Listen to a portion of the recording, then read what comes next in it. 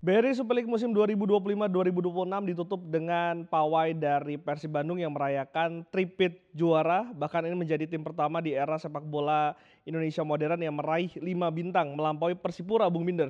Ya, congratulations for Persib Bandung. Ini memang sengaja pakai biru dan jeans atau apa nih? Ini kayaknya tampaknya biru banget hari ini. Gue sebetulnya mau pakai baju yang berbeda, tapi ini baju sudah lama gue beli, dan pada saat gue beli memang gue lagi kelebihan berat badan. Nah hari ini pas gue coba, oh pas banget nih. Jadi ya, Momen juga pas. ah Bung Binder lagi happy. enggak, momen kan kita mau podcast, gue happy karena Arsenal juara. Arsenal Arsenal juara juara. setelah 22 tahun loh. Tapi ini berarti double juara, Persib juara, Arsenal juara. Ya kalau gue kan fan Arsenal, ya kan. Kalau Persib memang gue banyak bahas ya, karena memang sekarang kan Persib adalah tim yang seperti yang lu katakan tadi sudah 3 kali juara, sebelumnya tampil di kompetisi antar klub Asia, dan juga kita tahu ada klub-klub lain yang sekarang sedang bersaing ya untuk menjadi juara. Apalagi musim ini Glenn, kalau menurut gue sejak eranya Liga 1 yang tahun 2017 ya inilah musim yang paling ketat ini.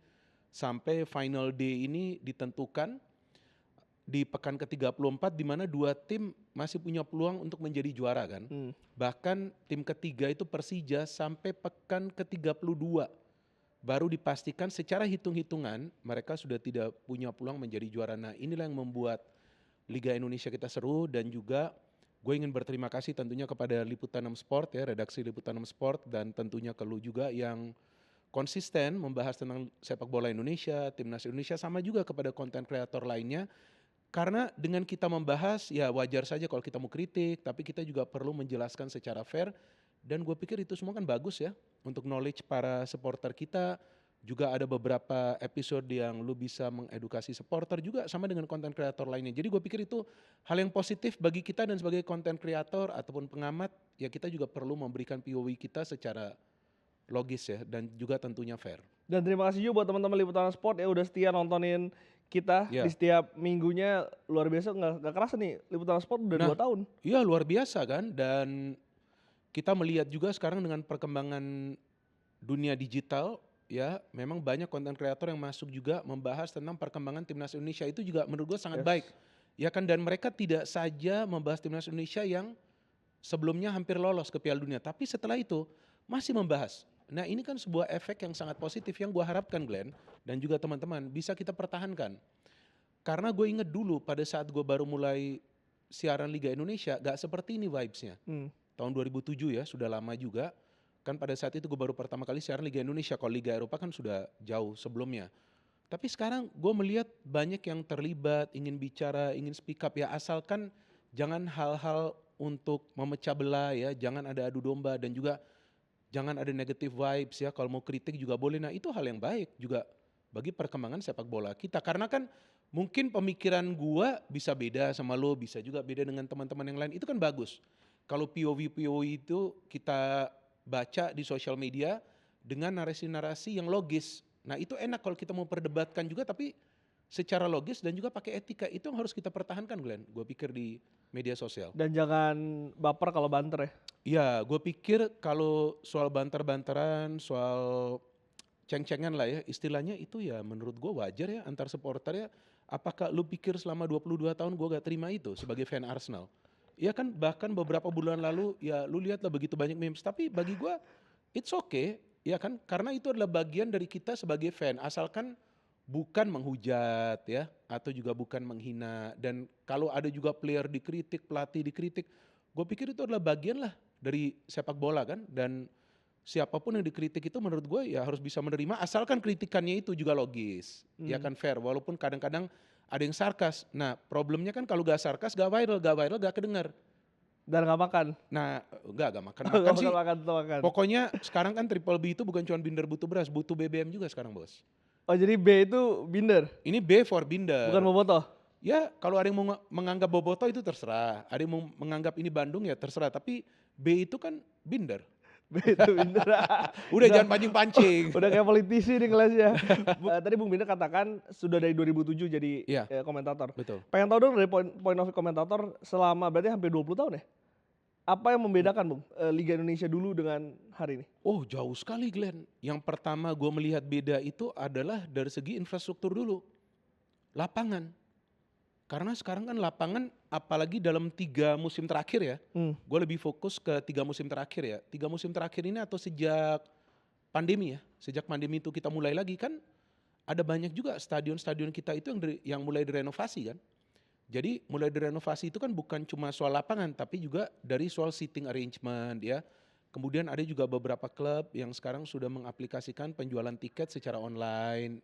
Ini kan aturan-aturan ini kan sangat baik ya untuk juga bisa mengatur bagaimana supporter itu membeli tiket secara baik dan juga bagaimana tim-tim yang bermain di lapangan yang lebih baik ya kan, dan juga cara penonton itu nonton di stadion bisa lebih tertib lagi. Meskipun kita tahu adalah masih beberapa kekurangan, tapi kalau bagi gue selama progresnya itu positif, selama setiap musimnya itu ada progres dan ada upaya perbaikan, ya itu kan hal yang harus kita dukung. Benar mhm. gak Glenn? Contoh satu lagi dengan sekarang adanya VAR. Kalau dulu itu tahun 2007 waktu gua baru siaran ya banyak sekali keputusan-keputusan yang layak diperdebatkan. Karena gak ada teknologi seperti ini. Dan VAR masuk ke liga kita kan cukup terlambat ya. Bahkan lebih dulu Thailand ya, Mmm, kalau nggak salah kan. Tapi gak apa-apa, asalkan terlambat tapi ada kan, akhirnya sekarang kan. Jadi ini juga yang meminimalisir juga kesalahan dari wasit. Wasit juga terbantukan dengan adanya VAR. Jadi gue melihat kalau kita bandingkan dari 2007 sampai sekarang ya, hal pertama yang gue lihat tuh infrastruktur dan teknologi ini sudah beda. Terus sekarang kita ke kualitas pemain. Ya kualitas pemain kalau sekarang gue lihat dalam 3 musim terakhir juga berbeda karena sekarang ada beberapa klub di liga kita yang bisa mengontrak pemain-pemain yang bermain untuk tim nasional mereka. Benar kan? Seperti Mohamed Rashid sebelumnya. Terus musim ini ada Frans Putros, ada Anis di Borneo FC, ada Christoph mmm. di Borneo FC. Nah ini kan menunjukkan bahwa industri sepak bola kita sedang berkembang ke arah yang positif. Cuma ya seperti yang gue juga bicara dengan Direktur Operasional I-League, Asep Saputra, yang gue udah undang lagi ke Triple B, karena gue ingin nanyakan lagi, gue ingin follow up lagi. Mas ini gimana caranya kalau ada klub yang masih menunggak gaji? Gimana caranya kalian verifikasi? Karena ini kan menyangkut kesejahteraan dari para pemain. Yes. Betul kan? Gue ngomong kan secara fair, bukan gue mau menyerang klub manapun, enggak. Bagaimana caranya ini bisa dijaga agar jangan adalah hal-hal seperti ini. Ya kalau kita bicara sanksi, gue pikir sanksi juga tidak akan bisa memperbaiki ini. Yang ada bagaimana caranya verifikasi itu lebih ketat lagi.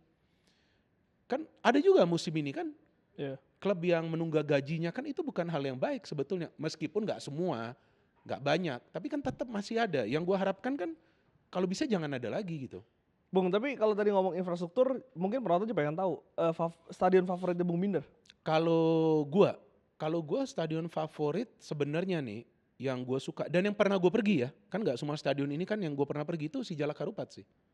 Kenapa tuh? Ya gue suka aja sih di sana tempat duduknya. Gue pernah duduk di sana terus gue lihat ya bukan GBK ya, GBK kan nggak dipakai sebetulnya untuk liga kan, bener kan? Pernah Persija pakai karena memang mereka gak bisa pakai JIS. Match besar Betul aja? kan? Sebenarnya kan GBK itu kan sebenarnya kan untuk timnas, ya kan? Jadi gue GBK pernah nonton sekali kalau nggak salah Persipura sempat main di sana lupa. Ya GBK udah pastilah terbaik ya kan. Tapi gue pernah ke Sijalak Harupat, bagus, gue suka aja sih. Gue nonton di sana, stadionnya ininya juga bagus dan satu lagi di Palembang. Jakabaring? Ah, Jakabaring itu juga bagus sekali.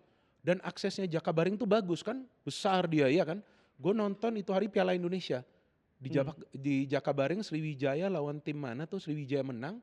Pas gue duduk di VIP itu juga gue suka tuh lapangannya. Jakabaring kan sudah lama itu rapi seperti itu kan. mmm. Nah sekarang kan kita lihat banyak stadion yang sudah bagus ya. Bahkan gue lihat stadion Segiri Samarinda yang pernah gue pergi. Final Piala Presiden bagus juga. Gue lihat infrastrukturnya terus locker roomnya. Gue masuk. Bagus locker room mereka. Terus ada ruangan buat kita sebagai talent Mmm. untuk duduk. Aksesnya ke stadion, cara mereka ngatur supporter Jalak Harupat, gue lihat Segiri dan GBK tentu bagus ya. Gue nonton 2 sampai 3 kali lah di sana. Berikut pertandingan timnas dan Palembang juga waktu kita masuk ke stadion, wah tertib sekali, parkiran juga luas. Jadi gue lihat sekarang dengan banyak klub juga yang mulai berinvestasi untuk melakukan renovasi ini dengan mandiri, kan ada juga, ya kan, yang melakukan renovasi sendiri, ya itu yang akan meningkatkan kualitas permainan. Karena kalau rumput bergelombang, nah gimana caranya player mau nahan bola? Mmm. Bagaimana caranya mau main sepak bola modern yang mengandalkan umpan-umpan pendek? Kalau dulu kan banyak direct passing bahkan di sepak bola internasional. Banyak kan umpan-umpan panjang kan, apalagi di Inggris. Tapi sekarang Inggris pun dengan banyak yang pelatih asing, kan semua mainnya umpan-umpan pendek. Bung, gua nggak tahu ini feeling gua aja atau enggak, tapi tadi kan lu sempat katakan kualitas pemain asing juga yang membuat akhirnya liganya semakin baik. Tapi kenapa ya, sekarang itu kalau gua rasa nggak ada pemain, jarang lah pemain Oke, yang ikonik dalam satu tim. Kalau misalkan dulu kita ngomong oke. Persiba mungkin kita ingat Aldo Iya, Aldo Barreto, betul betul atau betul. mungkin kita ngomongin siapa, Jelo Persipura, Jelo pernah ada PSIS. PES Semarang. Iya. Kenapa sekarang hal itu nggak ada ya? Iya, kalau menurut gua sekarang kan dengan bertambahnya slot untuk pemain asing, kan tentu semua klub itu perlu pemain asing tersebut karena klub lain kan juga memenuhi kuota itu kan, 7 kan sekarang yang boleh main, 9 DSP kan. Kalau pilihannya sebanyak itu, ya menurut gua gak gampang juga sih bagi klub untuk bisa memilih pemain asing yang akan langsung tune in. Karena terbukti musim ini dan juga musim sebelumnya, banyak sekali klub di putaran kedua itu akhirnya meminjamkan pemain asing mereka, mengontrak pemain asing baru kan. Nah, kalau menurut hemat gue mungkin juga gue salah, karena gue gak yakin sih bahwa semua klub atau mungkin mayoritas klub di Indonesia itu bisa melihat langsung pemain main, Mmm. scouting langsung ke tempat mereka main di klub sebelumnya. Iya kan? Gue gak yakin itu. Jadi kalau mereka tidak melakukan scouting langsung, nah tentu itu juga ada semacam gambling ketika mereka kontrak pemain tersebut. Walaupun kelihatan dari statistik, dari rekaman permainan mereka. Tapi kan kalau gue lihat dalam 2 musim terakhir ini, sebetulnya nggak banyak klub yang juga melepas pemain mereka di putaran kedua. Mmm. Kalaupun ada melepas kan nggak semuanya gitu. Dan salah satu klub menurut gue yang memang sukses dalam beberapa musim terakhir untuk mengontrak pemain asing, yaitu adalah Borneo FC kan. Karena mereka katanya sih ada semacam software yang mereka pakai kan untuk bisa menganalisis potential player yang akan mereka signing yang kira-kira cocok gak dengan gaya permainan sesuai dengan statistiknya. Persib kita tahu sebelumnya dulu kan sulit banget dapat pemain asing bagus. Sekarang kan masih oke lah. Sekarang ini dalam 2-3 musim terakhir ini masih lebih baik lah. Tapi kan semua klub mengalami masalah yang sama karena kalau menurut gue ya itu karena nggak di scouting langsung kan. Apakah ada scout langsung dari klub turun? Gue gak yakin sih. Anggap aja nih mau mengontrak pemain si A. Apakah sebelum musim itu berakhir ada scout dari klub, talent scout atau pemandu bakat yang datang ke potential player itu untuk melihat permainan dia di klub? Belum tentu, gue gak yakin. Tapi kan semuanya dari rekaman video atau mungkin juga dari rekomendasi. Nah ya artinya jika ada pemain asing gak berkualitas kemudian memang harus dipinjamkan, ya itu akan terus terulang jika tidak ada talent scout langsung nonton ke sana. Kalau klub-klub di Eropa kan sebelum mereka kan ada tuh yang namanya talent scout yang Mmm. langsung dari klub tuh yang berangkat tanpa ngomong apa-apa kan mereka lihat dulu oh pemain ini kontraknya mau habis dilihat dulu gitu oh ini oke nih nah, baru mereka coba deketin ke agennya kan untuk sign player itu. Tapi, data statistik itu cukup nggak menurut Bung Binder? Atau tetap jadinya beli kucing dalam karung? Kalau menurut gua sih data dan statistik itu penting di era sepak bola modern karena banyak juga klub-klub di luar yang juga memakai data dan statistik itu walaupun mereka scouting langsung Glenn. Jadi penting juga. Jadi kalau mau pakai data dan statistik ya alangkah baiknya kalau memang mau sign player itu ya scout langsung ke sana pada saat dia main. Jadi akan lebih baik, akan ada cross check lah istilahnya. Jadi pertama lu lihat data dan statistik, wah bagus nih kan. Sama lah mau kontrak pelatih. Yang dilihat apa kan CV-nya. Betul kan? Tapi kadang-kadang CV yang bagus itu belum tentu bisa diaplikasikan di tim yang baru. Benar kan? Bagaimana caranya mengetahui pelatih ini bagus atau enggak? Ya tentu dari catatan prestasi dia dengan tim yang berbeda. Anggap aja ini dia sukses di tim A, coba ke tim B-nya dia seperti apa. Nah kalau memang ada success rate, ya wajar kontrak itu pelatih. Tapi kalau pemain kan gak seperti gitu Glenn. Mmm. Pemain itu kan bermain sesuai dengan strategi sang pelatih. Betul kan? Kalau dia gabung ke klub yang berbeda, yang sistem permainannya berbeda, belum tentu dia nyetel. Seperti di klub sebelumnya. Nah artinya ini kembali lagi ke choice pelatih, melihat data dan statistik, dan pentingnya adanya talent scout yang melapor ke pelatih. Pemain ini secara real, mainnya seperti ini, daripada cuplikan video. Karena cuplikan video itu kan, ya gue gak yakin sih full video dari match. Kalau mau full video dari match, mau berapa puluh match dilihat player itu kan, nggak efisien. Kan pasti dilihat yang cuplikan-cuplikannya. Apakah ada cuplikan yang dia melakukan kesalahan? Kan belum tentu. Jadi data dan statistik penting di era sepak bola modern ini, tapi scouting langsung juga penting. Cuma mungkin klub-klub di Indonesia itu menunggu dulu musim berakhir baru berpikir pemain mana yang harus dilepas, kita cari pemain yang mana lagi. Tapi kalau di Eropa kan beda Glenn, kita tahu ada player yang mau habis 6 bulan sebelum udah diumumin tuh. Ya kan di sosial media ini sudah dideketin, sudah ada pre-agreement lah. Jika klub-klub di Indonesia mulai memakai sistem itu ya akan lebih baik mereka dapat pemain-pemain asingnya. Siapa pemain asing terbaik versinya Bung Binder selama siaran? Apa? Gua ya sebenarnya sih ada banyak ya Glenn ya, tapi kalau gua mau jujur ya, gua suka Jackson F. Thiago sih. Jackson F. Thiago. Waduh. Dulu Persebaya? Petrokimia. Petrokimia Gue Gresik. sejak lihat dari Petrokimia dengan Widodo Ceputro, aduh ngeri banget ini player.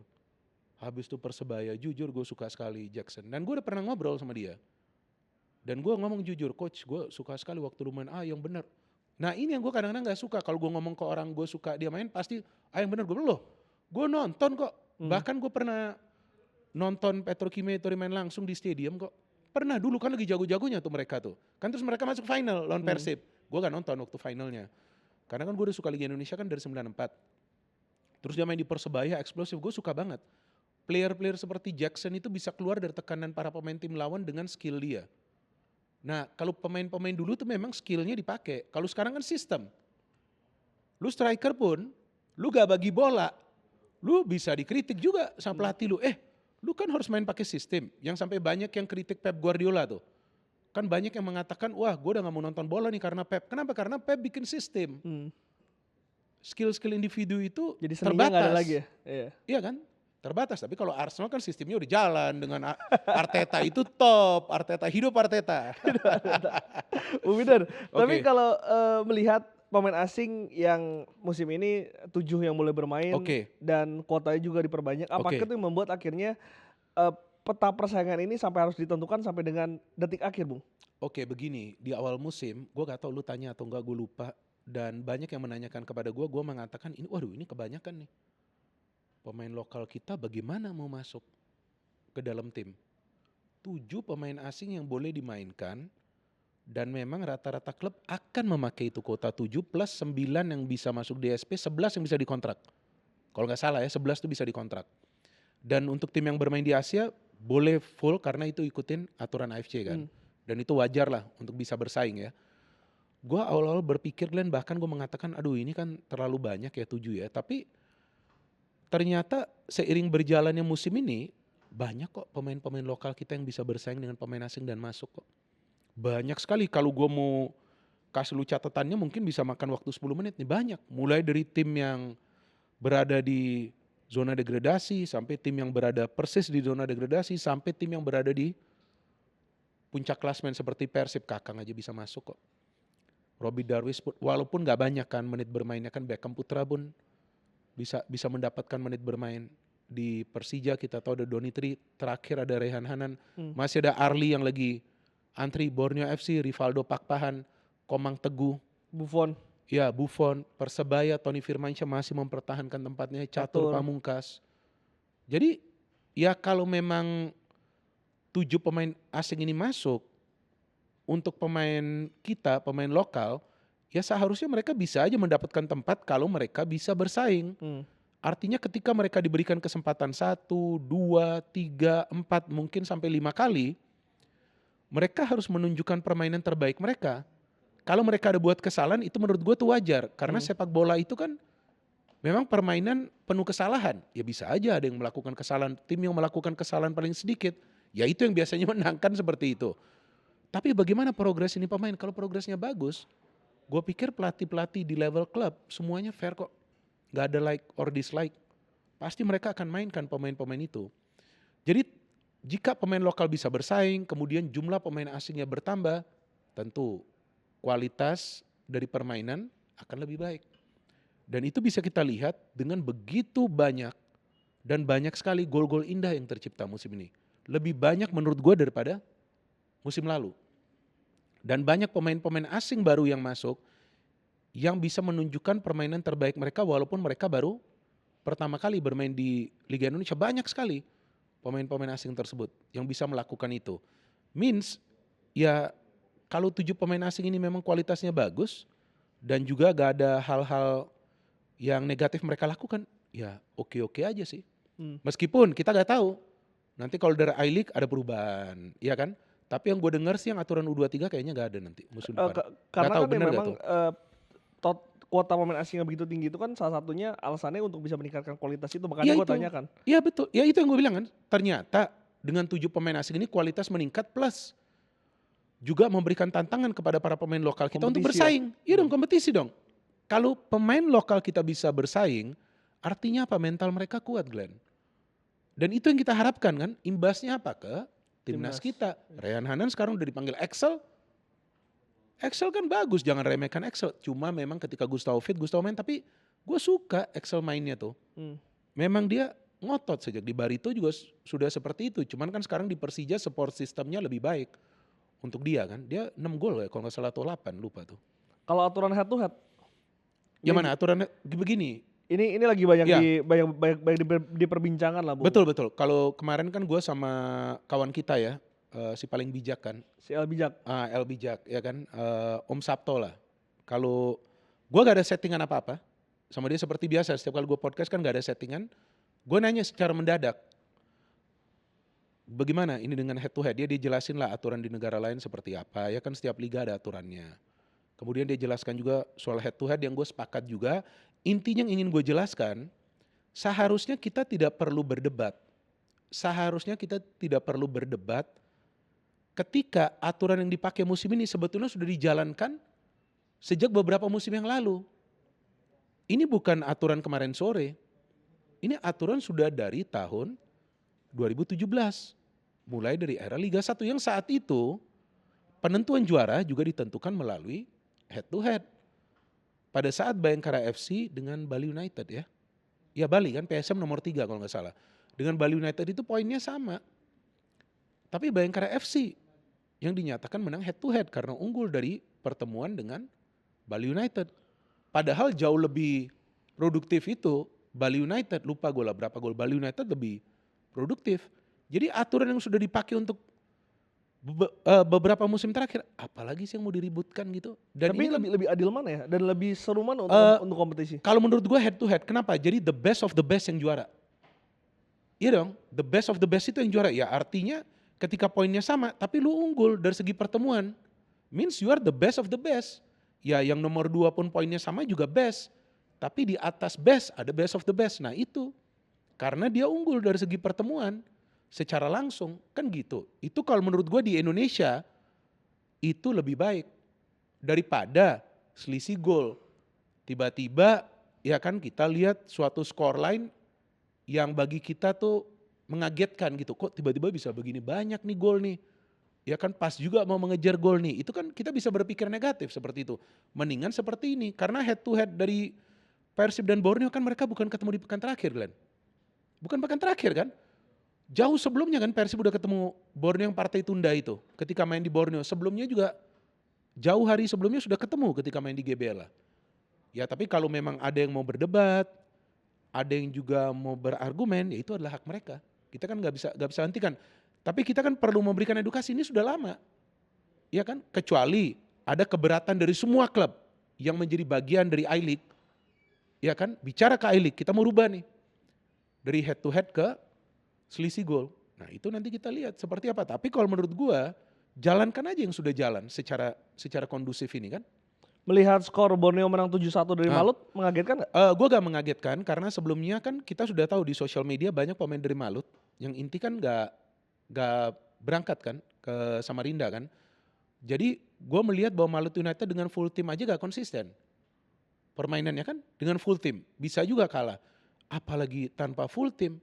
Pas gue lihat starting line-up-nya, wah ini sih kemungkinan besar Borneo menang. Tapi gue gak menyangka skornya bisa sampai 7-1 gitu kan. Itu gue gak menyangka. Tapi kalau gue lihat gol-gol dari Borneo ya memang gol-gol bagus gitu yang mereka cetak. Jadi ya kalau memang sebuah tim itu gak full team, plus mereka away, pertandingan terakhir mereka juga Gak menentukan juga. ya gak menentukan juga. Gimana caranya mereka mau memberikan perlawanan? Nah bedanya Persijap dengan Persib, Persijap itu full tim. Dan benar-benar mereka nggak mau kalah di pertandingan itu kan begitu.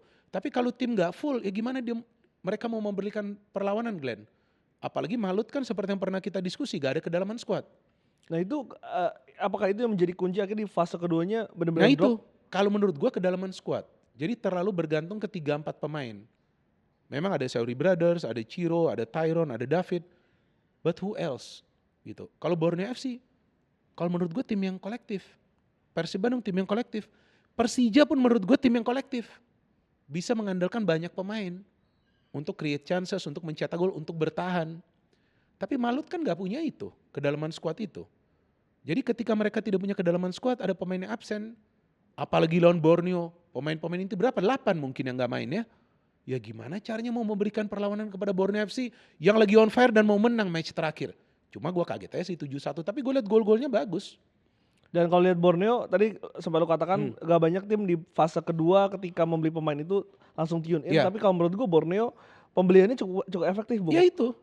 Ya kan gue udah ngomong karena mereka yang gue dikasih tau informasi ada software yang mereka pakai kan. Gue belum bicara langsung dengan Bang Nabil. perwakilan dari Borneo FC dengan Bang Nabil atau juga Bang Dandi, tapi ya gue udah ngobrol sama Bang Dandi dan gue sudah memberikan apresiasi gue bahwa Borneo FC ini adalah salah satu dari ya klub lah yang memang dikelola secara profesional. Ya jadi gue suka banget dan gue sudah bicara langsung per telepon dengan Bang Dandi. Gue mengatakan aduh gue suka banget nih cara Borneo FC dikelola, ya kan profesional. Udah itu mengorbitkan banyak pemain-pemain muda. Karena Bang Nabil tuh concern banget soal pembinaan itu. Nah bagus kan, golong banyak memunculkan pemain-pemain muda, pemain-pemain asingnya juga berkualitas, bisa bersaing sampai pekan-pekan terakhir. Dan gue bicara dengan Bang Dandi ini sebelum 2 match terakhir ya. Karena ternyata gue DM, ternyata direspon baik. Akhirnya kita ngobrol-ngobrol, ya gue sebagai pengamat juga Glenn, ketika gue lihat memang klub ini bagus, gue harus mengapresiasi. Padahal Borneo FC baru berapa? Mungkin 12 tahun kalau nggak salah. 2016-an ya. Lupa lah, ya anggap aja 12-13 tahun. Tapi kan cara mereka manage ini klub, ya ini idealnya lu manage klub ya seperti ini. Nggak, kalau menurut gue nggak tahu ya. Kalau gue salah silakan dikoreksi. Gak ada keterkaitan secara politik, ya kan? Bebas mereka. Nah ini kan artinya betul-betul manajemen yang kita harapkan. Iya gak? Tentu kita tahu ini menjadi role model juga. Di mana mereka juga bisa mengorbitkan para pemain muda, mereka juga bisa mengambil keuntungan dari transfer. Iya kan? Artinya kan mereka memang secara klub bola ini juga sehat. Dan yang gue dengar mereka juga mengatur budget mereka tuh. Agar gak overspending. Itu lebih penting lagi kan? Karena buat apa klub itu overspending, kemudian secara finansial gak sehat, nanti ada problem di musim selanjutnya. Tapi Borneo FC setahu gue selama ini mereka adalah klub yang sangat baik, yang bisa dijadikan juga sebagai role model. Tentu juga seperti klub-klub lainnya. Tapi kan ini bukan klub yang sudah 50 tahun. Tapi kan kita lihat dikelola dengan baik. Nah ini kalau jangka panjang dikelola begini terus, tinggal tunggu waktu sih klub ini juara. Nah apa yang membuat Borneo belum bisa juara? Bung, karena ada 2 momen. Di Championship Series yang waktu Persib Bandung itu juara kan, sebetulnya regular seriesnya Borneo itu udah menang yang tuh. 2023. 23-24. Oh, musim pertama Bojan ya? Musim pertama Bojan. Udah gitu di musim ini juga kan sebetulnya secara poinnya sama dengan Persib. Betul. Apa yang membedakan Persib dan juga Borneo? Sebetulnya Borneo ini tim yang bagus loh ya. Sama seperti Persib juga ya. Bahkan mereka bisa mencetak banyak gol. Ya problem mereka ya ketika itu gak bisa mengalahkan Persib sih Glenn. Ketika bermain di kandang sendiri. Dan mereka ada 1 kali kalah lawan Bali kan. Mereka kalah 0-1, itu saja sih perbedaannya. Itu yang memutus winning streak mereka kan? Iya itu yang memutus, mereka sudah menang berapa? 10 atau 11 kali itu hari. Nah itu yang menjadi problem bagi mereka. Jadi ketika mereka tidak bisa mempertahankan rekor unbeaten at home, kalah lawan Bali, lawan Persib mereka tidak bisa mengalahkan Persib di kandang mereka sendiri. Ya akhirnya itu kan yang dipakai sebagai head to head, plus dari jumlah poin walaupun sama, tapi kan kita tahu head to head sudah kalah dan dengan kekalahan dari Bali United, anggap aja mereka imbang lawan Bali kan dari poin mereka udah unggul. Itu saja. Tapi kalau menurut gue ya ada yang menanyakan layak gak Borneo juara? Layak gue bilang. Bagus mainnya.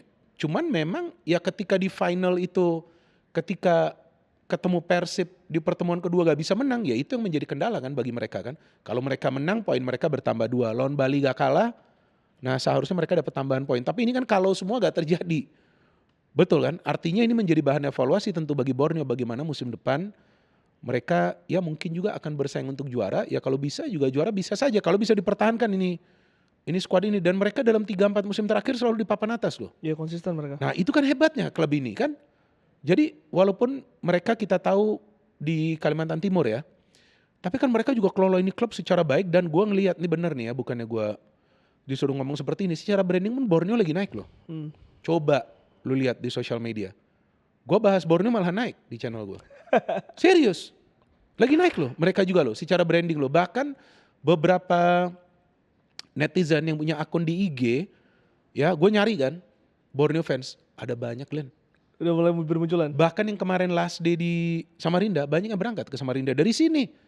Nah itu yang gue suka dari Borneo FC. Bahwa lu juga memajukan industri sepak bola kita. Dengan cara yang benar. Dengan cara yang baik gitu. Plus lu juga menjaga finansial dari klub. Lu membuat klub ini klub yang sehat. Makanya itu gue memberikan apresiasi ke Bang Dan. Ditanya aja kalau gak percaya. Gue phone khusus setengah jam gue ngobrol. Dan gue bilang gue suka sekali apa yang dilakukan Borneo FC. Walaupun ini klub yang belum lama kan.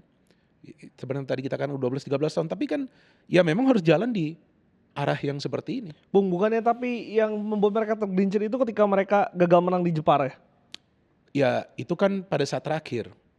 Itu kan pada saat terakhir kan yang mereka gagal. Tapi kan di saat terakhir itu ketika momen-momen krusial itu seharusnya nggak boleh ada mistake lagi. Iya betul Karena sekali. kalau itu dia menang dan kemarin Persib di tandingan Jepara, Borneo yang juara. Ya udah juara, tapi Persib juga kan gak bisa menang di kandang sendiri. Lawan Persijap. Betul kan? Artinya kan Persijap ini memang tim yang memberikan perlawanan dan mainnya memang bagus. Artinya memang Jeparanya yang kuat. Memang Jeparanya yang kuat menurut gua. Ya seandainya Borneo draw terus Persib menang, ya artinya memang Borneonya nih yang susah lawan Jepara. Tapi Jepara ini kan tahan Persib juga. Main di GBL lah. Gak gampang loh. Taktik mereka tuh membuat para pemain Persib tuh frustasi loh. Jadi gue ngelihat ya. Kalau Borneo sudah berusaha sekuat tenaga. Tapi defense dari Jepara ini luar biasa. Plus kiper mereka Ardiansyah, kiper muda lagi on fire. Ya itu menggagalkan Borneo menang. Karena kalau kita hanya berbicara satu match ya Glenn. Oke, ini karena gak bisa menang lawan Persijap imbang. Betul kan? Kalau gak kalah lawan Bali. Dapat tuh 1 poin untuk juara. Kan gitu kalau kita pakai kata kalau nih. Jadi gue gak ngerasa karena iya betul karena lawan Jepara draw. Terus terakhir gak jadi juara kan. Karena akhirnya poinnya hanya sama dengan Persib. Tapi Persibnya juga gak bisa menang lawan Jepara. Bagaimana kalau Borneo menang di Jepara terus Persibnya gak menang lawan Jepara. Kan bisa juga kita balikan seperti itu. Jadi gue ngerasa Borneo sudah berjuang sekuat tenaga dan mereka akan ke Asia. Mereka akan bermain di playoff ya, ACL 2 kalau nggak salah. Playoff. Kalau mereka kalah mereka ke Challenge Cup. Gue harapin mereka menang masuk juga ke fase grup. Persib kan langsung kan. Jadi kita punya 2 klub dari Indonesia yang akan bersaing di ACL 2. Apa gak naik ranking kita di AFC? Naik kan? Kita bangga dong. Kalau ada klub-klub seperti Borneo, Persib, tentu klub-klub lain juga masuk. Bersaing di ACL juga meningkatkan kualitas pemain. Ya artinya Borneo sekarang harus naik. Materi pemainnya harus lebih baik lagi. Masih bisa dikatakan Peralta sentris nggak Bung? Karena kalau dilihat kan sebenarnya di fase pertama itu sangat terasa tuh. Peraltanya ketika Anda perform akhirnya Borneo pun tidak bisa menang lah intinya. Nah di fase kedua masih merasakan itu nggak? Ya kalau soal Peralta memang dia adalah goal getter. Dia paling banyak terlibat dalam proses mencetak gol. Tapi gue melihat kalau Peralta gak disupport oleh sebuah sistem seperti adanya Juan Villa, dan di putaran kedua Obieta, di putaran pertama ada Joel Vinicius, ya gak bisa juga dia produktif seperti ini. Gak bisa, belum di tengahnya tuh badak-badak tuh. Kehirose itu, wah ini pemain sih konsisten loh ini Kehirose. Dari pertama gue ngelihat Kehirose ini main di Persela tuh. Bagus sekali ini pemain, Rivaldo Pakpahan. Jadi sistem permainan dari Borneo itu meng-create seorang Peralta yang bisa menjadi produktif. Karena first season dia gak produktif seperti ini. Dan juga jangan kita hanya bicara hanya Peralta. Ada Juan Villa yang bisa masuk. Ada si Obieta, ada Caio Nunes yang sering masuk dari bangku cadangan juga. Yang bisa mencetak gol atau bisa memberikan umpan. Cuma memang yang paling banyak mencetak gol ini Peralta. Tapi dia juga disupport oleh sistem ini. Yang membuat dia menjadi produktif dan pemain yang sangat penting sampai dia menjadi best player. Gak perlu didebatkan lagi itu best player. Gak perlu dipertanyakan Gak perlu lah. Memang dari awal dia sudah luar biasa. Kalau misalkan tadi tadi Bung Bina di awal juga mengatakan tim yang juara itu yang melakukan kesalahan paling sedikit. Iya betul. Apakah itu kunci dari Persib juara di musim ini, Bung? Ya Persib sebetulnya banyak kesalahan yang mereka lakukan juga, yang dimanfaatkan oleh para pemain tim lawan. Tapi para pemain itu bisa belajar, Glenn. Hmm. Dari kesalahan-kesalahan itu mereka belajar apa yang harus mereka jaga di pertandingan-pertandingan selanjutnya. Plus gue yakin Bojan dan tim kepelatihannya itu juga mempelajari ya. Kira-kira apa sih kekurangan di beberapa pertandingan yang mereka tidak bisa meraih kemenangan karena kesulitan mencetak gol, kemudian juga terlalu mudah kemasukan gol kan. Jadi gue lihat nih Persib ini dari segi evaluasi match to match-nya nih bagus karena terbukti ketika Persib tuh draw, ya tiba-tiba next match-nya mereka bisa menang Glenn. Nah di situ gue lihat kuncinya bagi Persib. Dan juga dari segi kenapa mereka bisa konsisten sampai 21 match. Terakhir mereka tidak kalah karena gue yakin analisis, evaluasi, ya itu sangat dalam di Persib. Setelah setiap pertandingan dan Bojan adalah pelatih yang berani mengambil keputusan untuk mencadangkan pemain atau memainkan pemain. Nah dia berani dan gue yakin itu gak ada sangkut pautnya atau gak ada intervensi dari manajemen. Nah itu yang membuat Persib itu sehat juga. Jadi dia punya full control dari tim ini. Siapa yang dia mau mainkan dan siapa yang dia mau istirahatkan dulu, siapa yang dia mau cadangkan dulu. Itu yang membuat Persib itu menjadi tim yang konsisten. Jadi siapapun pemain Persib seperti Baros lebih banyak mendapatkan peluang di awal-awal. Dia mulai menurun. Meskipun Bojan pernah mengatakan Baros ini adalah pemain yang rajin bertahan, dia suka dengan Baros, tapi mulai dicadangkan juga dia. Kan itu fair, artinya kan dia tahu nih, oh ini kurang nih, gue gak bisa pakai si Baros nih di match ini. Dia mainin dulu Beckham Putra. Ketika Beckhamnya memang dia lihat, oh ini sudah berat nih karena defense Jepara udah kuat. Mainin pemain yang lebih fisikal, yang lebih bugar dari bangku cadangan Baros. Meskipun itu Baros agak terlambat itu peluang dari Randy. Wah itu kalau gol menit 85 loh itu. Iya. Nah itu. Jadi ini evaluasi dari one match ke match lainnya, tim analisis yang kuat. Ya buktinya apa? Igor Tolic gak jelek juga dia.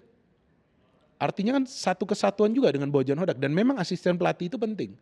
Asisten pelatih itu yang harus membantu head coach. Jadi mereka saling melengkapi. Nah contoh lainnya sebenarnya gue gak mau ngomong. Pep Guardiola dan Arteta. Pep kan mengatakan dia kehilangan Arteta sebagai asisten pelatih. Sampai pernah ada satu footage, ada satu cuplikan dia bicara ke kursi kosong. Yang biasanya itu Arteta. Nah itu pentingnya di Persib. Jadi tim kepelatihan mereka ini bagus. Gue yakin lah mereka menganalisis secara dalam. Langsung itu perubahan bisa mereka tunjukkan di pertandingan selanjutnya. Yang membuat mereka adalah tim yang paling konsisten di Liga musim ini. Jadi tim kepelatihan yang dipimpin oleh Bojan Hodak menjadi faktor utama Ya, Persib juara? pasti. Karena Persib adalah tim yang sangat taktis musim ini. Itu bisa kita lihat dari cara mereka bermain dengan tempo yang selalu berubah. Dari menit ke menit. Bisa 15 menit main high pressing, high tempo. Bisa nanti 15 menit lagi bermain tempo lamban, bermain tempo sedang. Tiba-tiba ngegas lagi. Itu adalah tim yang sangat taktis. Dan hal yang dilakukan oleh Persib Bandung musim ini tidak bisa dilakukan oleh beberapa tim lainnya yang bersaing di papan atas mulai dari pertengahan musim. Malut, Borneo, even Persija. Gak bisa. Jadi mengatur ritme permainan itu yang bisa dilakukan sejauh ini yang bersaing di papan atas ya. Gue ngomong, ini kan kita bicara persaingan di papan atas. Itu Persib. Tim kedua yang bisa melakukan itu sekarang, di putaran kedua coba tim mana? Coba just take a guess. Yang mana yang bisa Tim beradaptasi? kedua yang bisa bermain seperti Persib sekarang mengatur tempo di putaran kedua tim mana? Persebaya. 100% right. Betul, lu juga bisa lihat kan? Cara Bernardo, dia atur walaupun butuh time ya, butuh waktu ya. Tapi pada saat para pemain udah tahu, oh kita gak boleh nih ngegas terus nih. Kita harus rem juga nih. Kita harus tahan nih bola, mungkin juga para pemain gregetan kan. Mau ke depan kita tahan. Jadi tuh Persebaya permainan. Nah itu kuncinya itu taktis itu. Ini Persebaya. Nah gak tahu nanti musim depan seperti apa mereka, kan masih Tavares juga. Jadi pengaturan ritme permainan itu sangat penting di kompetisi. Karena kalau gak diatur itu ritme, itu juga yang bisa menyulitkan para pemain untuk perform konsisten selama 90 menit dan dari satu pertandingan ke pertandingan lainnya. Maka itu beberapa pertandingan dari Persib yang kita mungkin mengira yang mencetak gol si A ternyata mencetak gol si B. Kita mengira setelah ada Malis Brace lawan Persija, mungkin dia akan mencetak gol juga di Makassar. Enggak. Tom Hay yang tiba-tiba datang, cetak gol dengan kaki kiri. Itu bukan kaki terkuat dia bisa gocek yuran. Dia bisa kasih assist seperti itu ke Julio Cesar yang bola cari kepala. Ya itu, karena pengaturan ritme yang membuat para pemain Persib itu bugar sampai akhir. Itu juga Persebaya lakukan sampai dia orang menang terus kan. Sampai terakhir. Peringkat 4 mereka finish ya? Peringkat 5 dia. Lima. Lupa gue, 4 4 ya? kayaknya. 4 ya? Nah, 4. gila kan? Coba Persebaya tuh. Atur itu ritme permainan. Borneo bukan gak bisa ngatur, tapi masih belum konsisten. Dari satu pertandingan ke pertandingan lainnya. Ini yang membuat mereka masih sulit menemukan konsistensi. Buktinya dengan imbang lawan Persijap. Kan jangan sampai terpancing tempo lamban dari Persijap. Nah kalau Persib itu kan gak perlu terpancing memang. Mereka mainnya dengan mengatur tempo. Tim lawan main lamban mereka gas. Tim lawan main kencang mereka turun. Itu. Bung, walaupun kita tahu Persib main sistem ya, tapi ada otaknya nggak sih, otak dari permainannya Bojan yang paling vital di starting 11 Persib? Oke, kalau menurut gue sih Persib musim ini ya Glenn ya, semuanya vital. Mulai dari Teja Pakualam. Kalau Teja gak melakukan beberapa saves yang krusial dari dalam kotak penalti sampai dia mencatat 18 clean sheet, sampai dia memecahkan rekor dari Yu Jae-hyun, ya mungkin Persib akan kalah ya di banyak pertandingan ya. Apalagi dari Peralta. Berhadapan di segiri, gue kira sumpah itu udah gol habis ini udah. Dia masih bisa melakukan penyelamatan. Kalau gak ada Barba di belakang, gue gak yakin Persib bisa secara defensif kuat. Kalau gak ada Matrikardi di belakang yang berduet dengan Barba, yang tidak terkalahkan sepanjang musim ini, gue juga gak yakin Persib bisa menjadi juara. Ada Kakang di kanan, oke lah naik turun performa dari Kakang. Tapi ada beberapa match juga yang dia bagus. Ada Reinders di kiri. Ada Putros yang bisa bermain di fullback atau juga bisa bermain di tengah. Ada Tom Haye, ada Maklock, ada Luciano, ada Barros. Jadi ya kalau dikatakan key player Persib siapa? Ya semuanya key player sih kalau menurut gua. Semua, Beckham Putra juga. Tapi Persib ini punya banyak leader di dalam tim. Nah itu menurut gua adalah plus point dari Persib yang tidak dipunya oleh tim-tim lain musim ini. Kita gak perlu ngomongin soal tim lain kan, kita fokus nih di Persib. Apa bagusnya Bung ketika punya banyak leader? Mental. Kepanikan itu jarang terlihat kecuali itu beberapa match ya. Kayak ada Julio Cesar, adalah sekali Barba juga salah tuh lawan Borneo. Ya tapi aman tetap yang waktu main di Bandung. Jadi kepanikan itu jarang muncul, tenang mereka. Udah disuntikin dulu kepikiran mereka. Jangan takut. Pokoknya jangan khawatir, kita semua bersatu. Jadi dengan begitu banyak pemain-pemain senior, ya seperti Jufrianto juga yang memang kita tahu gak main kan. Tapi dia kan main ya dia. Apa musim lalu yang dia main sekali terus cedera? Musim lalu. Ya cedera ya. Nah, musim ini di Piala Presiden, match pertama. Terus cedera dia. Sama Dewa Angga dia. Kalau gak salah ya. Nah, artinya kan pemain senior seperti dia yang udah menang banyak gelar, Imada Wirawan, itu juga kan memberikan aura yang positif bagi Persib. Belum lagi yang di atas lapangan. Kan Persib ini punya banyak pemain yang sebetulnya gak perlu jadi kapten, tapi mereka adalah pemimpin di dalam tim. Ya confidence levelnya luar biasa, bukan overconfident, mentalnya kuat. Dan emosinya gak selalu meledak-ledak. Nah orang mengatakan Tom Haye emosi, sebetulnya itu bukan bagian dari emosi, tapi ya mungkin itu kan baru pengalaman baru dia ya di Indonesia. Harusnya diumpan ke kaki, diumpan jauh. Ya gimana dia mau lari kan gitu. Dia umpan begini pemain gak lari. Tapi kan sekarang dalam beberapa match terakhir gak ada dia begitu. Gak ada frustasi seperti itu dia. Nah artinya kan ini semua kembali ke mentality. Kalau mereka gak banyak pemain-pemain yang mentalnya kuat, gak banyak pemain-pemain yang punya jiwa satria, ya kan gak punya jiwa kepemimpinan, gak mungkin Persib bisa comeback. Oke, itu mentality satu hal, tapi yang ada hal yang lain itu ego, Bung. Apalagi kalau kita ngomong pemimpin, mungkin jadi kapten di tim lain, jadi bintang tim lain, tapi di Persib mungkin di bangku cadangan misalkan. Betul. Itu kan juga akan bisa merusak ruang ganti sebetulnya. Iya betul, tapi itu semua kan bisa dijaga oleh para pemain senior ini.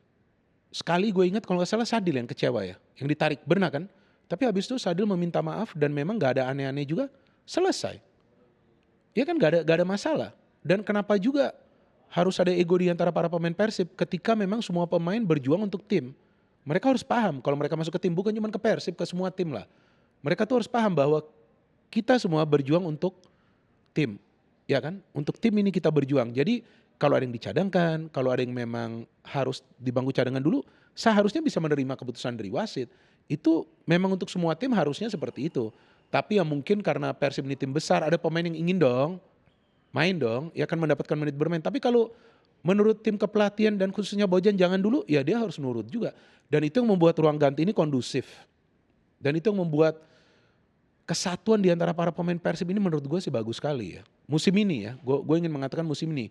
Dengan bukti beberapa comeback yang mereka lakukan dalam situasi yang sulit, dalam pertandingan yang ada keputusan kontroversial dari wasit tapi mental mereka gak down. Itu udah ketahuan mental mereka kuat. Jadi winning mentality ini gak gampang mereka dapat jika gak ada pemain-pemain dengan jiwa-jiwa kepemimpinan di dalam tim itu. Ya tim lain mungkin ada, mungkin satu pemain. Ini seabrek begitu. Kaptennya siapa? Klok. Kalau gak ada Klok siapa? Beckham. Ya. Kemudian yang ketiga siapa? Barba. Ya cuman kita kan nggak tahu nih, apakah sekarang pemain-pemain mana nih yang akan dipertahankan kan? Mungkin Barba, nggak tahu, ada sih banyak yang DM ke gue akan dipertahankan, ya nggak tahu. Sebelum ke transfer tapi jadi penasaran Bung. Kuncinya mengunci gelar juara itu di mana ya? Kalau misalkan saya tanya Nah, Kang ini Adi di menarik. tahun lalu tuh katanya ketika melawan Bali 2-1 remontada di GBLA. Nah, kalau di musim ini? Kalau musim lalu kan gue mengatakan yang comeback lawan Persija ya, yang 2-0 2-2 ya. Yang lawan rival gue bilang bisa comeback kan mereka kan. Kalau musim ini kalau menurut gue di Bayangkara. Yang mereka bisa comeback 2-4. Waktu gue lihat Persib comeback dengan ketinggalan 2-0, waduh, lawan tim yang lagi on fire. Ya kan, main di kandang sana juga. Dan memang tim ini mainnya gila banget. Lu bisa cetak 4 gol di kandang tim lawan dengan gol-gol yang indah. Gimana caranya tim lain mau mengalahkan lo? Wah, ini sih berat mengalahkan Persib. Ini sih mereka bisa mencari gol dalam kesulitan. Pada saat ditekan oleh Bayangkara FC, wah di sana gue udah feeling kemungkinan besar bisa hat-trick. Cuma sebagai pengamat gue harus menjaga netralitas. Jadi gue gak bisa ngomong. Ya udah, ya gue cuma bilang ya kita lihat nih sekarang lawan Persija seperti apa. Dan ternyata terbukti kan lawan Persija, ketinggalan comeback lagi. Ya mau apa lagi? Lawan PSM bisa mencetak gol di injury time, ya itu analisis gue bahwa kalau injury time lebih dari 5 menit, kemungkinan akan ada gol. Sebenarnya gue hampir keceplosan nih kalau yang cetak gol Persib. Karena ada lah yang gue dijelasin lah di konten gue. Karena ya lihat begini-begini. Tapi kan nanti itu juga repot. Bagi gue nanti dibilang gak netral. Karena minoritas supporter kita tuh memang masih belum dewasa. Jadi mereka masih gak ngerti lah hal-hal begini. Makanya itu gue sering tahan. Pada saat gue siaran gue gak mau ngomong. Dan itu juga untuk tim-tim lain gue sering mengatakan itu. Sama tapi gue tahan juga kadang-kadang. Jadi gue udah ngeliat waktu lawan Bayangkara comebacknya itu bukan mencetak 3 gol, 4 gol. Dan gol-golnya juga bukan gol-gol berbau keberuntungan. Teamwork semua. Ya terus tim mana yang bisa mengalahkan Persib seperti ini? Lawan tim yang lagi di atas, yang lagi menang-menang terus, Bayangkara FC. Ternyata mereka bisa mengalahkan setelah kebobolan 2 gol. Kalau Dewa 2-2, masih ada faktor kartu merah Dewa. Ya kan? Lawan Bayangkara kan 11 lawan 11. Wah siapa ini yang mau mengalahkan mereka? Dan kalau nggak salah remontadanya Persib itu selalu ketika berhadapan dengan tim-tim besar. Borneo di paruh pertama, Persija kemarin, lalu juga Bayangkara. Jadi baik lagi ini soal winning mentality itu ya? Kalau menurut gue winning mentality ini kan bisa tercipta karena pelatih Bojan Hodak sudah lama di sana. Dan Bojan Hodak kan perlahan-lahan ya membangun ini ya. Gue rasa first season itu kan dia juga masih beradaptasi ya.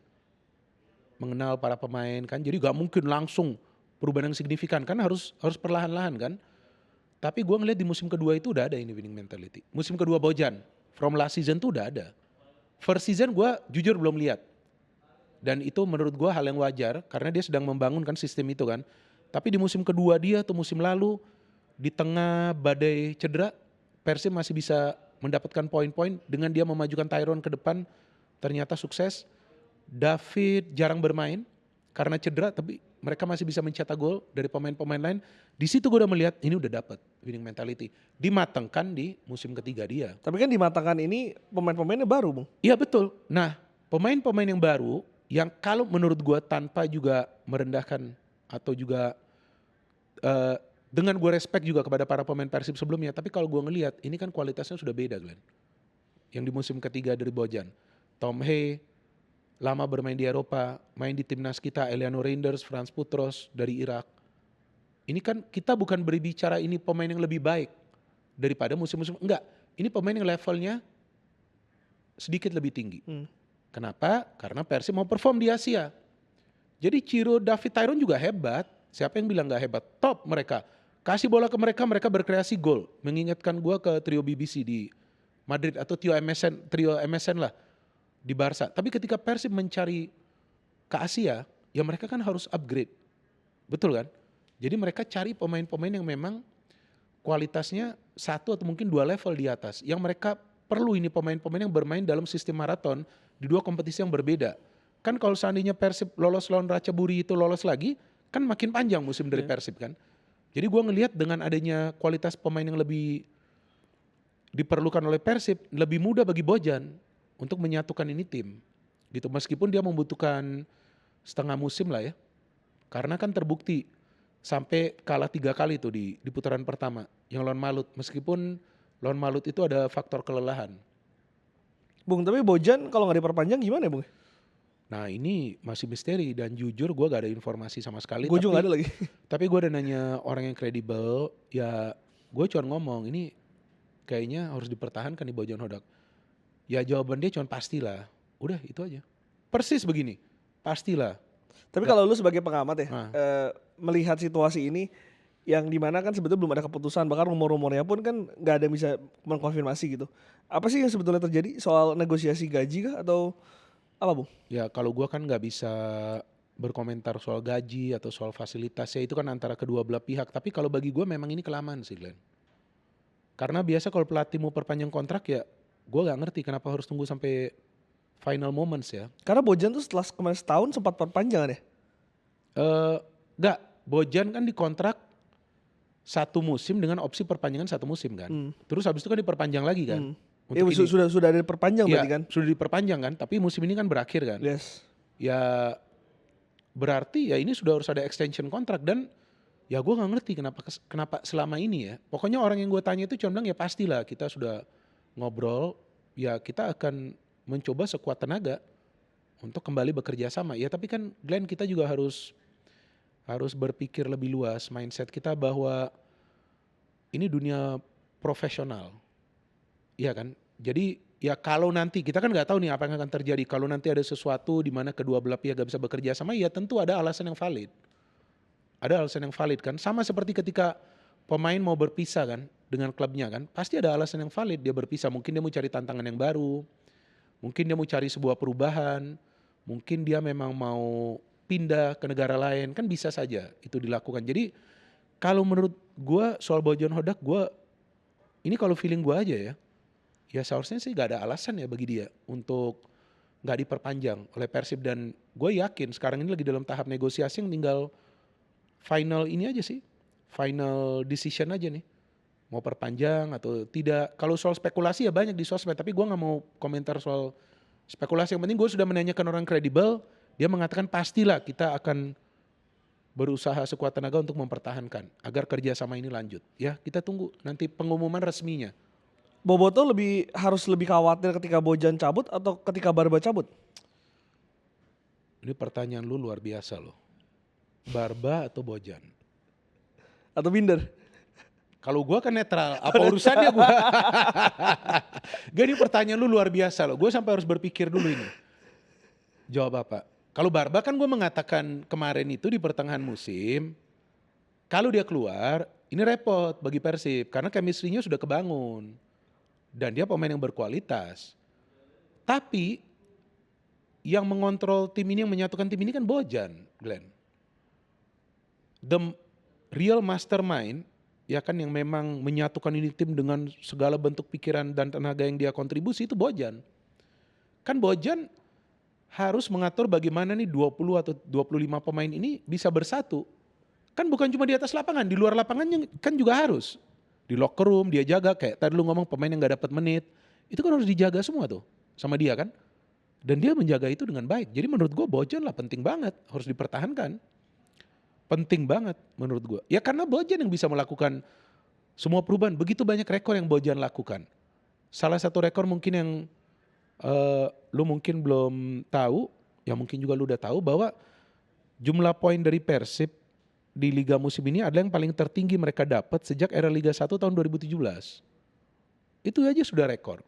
Tapi ujung-ujungnya juara. Paham nggak maksud gue? Mhm. Udah dapat poin paling banyak di era Liga 1 tapi juara. Mmm. Kan itu yang paling penting, ujung-ujungnya juara. Rekor defense mereka ini sama seperti rekor defense mereka di 2021-2022 yang pada saat itu mereka kalah bersaing dengan Bali. Tapi apakah diingat rekor defense? Pada saat itu gak ada yang ingat. Coba lu aja mungkin gak tahu. Lu gak ingat kan? Ingat. Pada saat itu rekor defensif dari Persib yang terbaik di musim tersebut dengan 22 gol hanya kemasukan. Sama seperti musim ini. Tapi gak ada yang ingat 2021-2022. Kenapa? Karena gak juara. Tapi musim ini itu di highlight. Best defense of Persib 22. Kenapa? Karena ujung-ujungnya juara. Jadi kalau kita mau bicara soal statistik dan data itu penting bagi pemain-pemain yang akan kita sign. Tapi statistik or data dari sebuah tim itu penting ketika ada prestasi. Kalau memang ada perubahan atau peningkatan statistik dari musim sebelumnya, itu dipakai untuk bahan evaluasi. Tapi kalau menurut gue bukan bagian dari prestasi klub. Ya silakan kalau ada yang mau berdebat. Tapi bagian dari prestasi pelatih boleh. Karena dia bisa membuat klub ini mendapatkan poin tertinggi. You understand what I mean? Lu ngerti gak sih? Tapi kalau bagian dari klub, kalau lu udah dapat poin paling tinggi, tapi lu gak bisa menjadi juara, itu menjadi bahan evaluasi. Kenapa? Ya kan, tapi Persib kan seperti yang tadi gua kasih contoh. Kemasukan 22 gol juga sama di 2021-2022, tapi gua gak ada tuh baca-baca di sosmed, itu di highlight, hanya gua aja yang ngomong di platform gua. Dan sekarang gua mengingatkan bahwa pentingnya klub itu juara. Statistik, permainan pemain, bagi tim-tim yang memang sudah berjuang tapi gagal menjadi juara, itu perlu dipakai sebagai bahan evaluasi agar musim depan lebih baik lagi, tergantung targetnya seperti apa dari tim tersebut. Contoh Persijap, gue mengatakan Persijap ini tim yang sangat bagus Glenn. Dari awal, cuma first half of the season karena mereka mungkin dalam mengontrak pemain ada kesulitan bagi para pemain baru tersebut, dia rombak di putaran kedua kan, Mauro Lemos turun lagi. Jadi bagus kan ini tim main. Bayangin Persijap itu bisa menentukan gelar juara musim ini. Menahan Borneo, menahan Persib bos. Dan satu-satunya tim yang bisa mengalahkan Persib home and away. Kan bagus kan tim tersebut. Artinya kan kalau mereka bisa melakukan ini, nah ini dijadikan bahan evaluasi. Kalau mereka bisa menahan dua tim di atas, kenapa enggak musim depan bersaing di papan tengah? Bisa dong, itu kan bahan dari evaluasi. Tapi kalau bagi Persib, mereka sekarang lihat total poin kita tertinggi sejak era Liga 1, kemasukan paling sedikit yang untuk kedua kalinya, tapi kita ujung-ujungnya jadi juara. Artinya combo winner seperti lo Arsenal kan? Seperti lu juga? Gua Arsenal aja. Arsenal aja. Madridnya kan hancur. Hancur ya? Iya karena pakai Arbeloa kan. Bung, cuman kalau melihat di Asia ya, kemarin tuh kan gue sempet doorstop sama Kang Adit di Gedung Sate. Dan ketika gue tanyakan setelah tripit ini apa yang akan diincar oleh Persib. Dan dia katakan ya Asia gitu. Begitupun dengan Wagub kemarin, dengan Wali Kota Bandung juga mengatakan hal sama Asia. Artinya otaknya udah Asia. Sebetulnya kan dengan capaian Asia musim ini lebih baik dibandingkan dengan sebelumnya. Iya. Apa target realistis Persib di Asia musim depan? Ya kalau ini musim bisa lolos dari fase grup, kalau bisa nanti kan tunggu grupnya nih siapa-siapa aja nih. Kan belum tahu nih mereka gabung dengan tim-tim mana aja kan. Tapi menurut gue kalau bisa ya one step further ya. Jadi mungkin ke perempat final. Artinya kan di musim ini sebetulnya ketika udah lebih baik secara komposisi skuadnya sudah oke sebetulnya Bung untuk bersaing di Asia ya. Betul, materi pemainnya kan gue bilang kan satu level lebih baik daripada sebelumnya. Artinya tidak ada perombakan. Jangan ada perombakan. Oh menurut gue pasti ada dong. Itu adalah evaluasi nanti. Perombakan besar nggak? Gue gak yakin ya. Gue gak yakin ya perombakan besar. Karena kalau kita lihat usia-usia dari para pemain yang sekarang kan bagus nih. Usia-usia yang bisa produktif untuk mungkin 5 tahun ke depan lagi nih. Gue pikir gak akan semasif seperti untuk musim ini ya. Gue gak yakin sih. Nah itu kembali diserahkan kepada tim kepelatihan Bojan. Tapi kan ya ini lagi-lagi nih Glenn ke pertanyaan lo. Ini gimana nih Bojan dipertahankan atau enggak? Nah ini ya mungkin sekarang liburan dulu. Ya kan liburan dulu.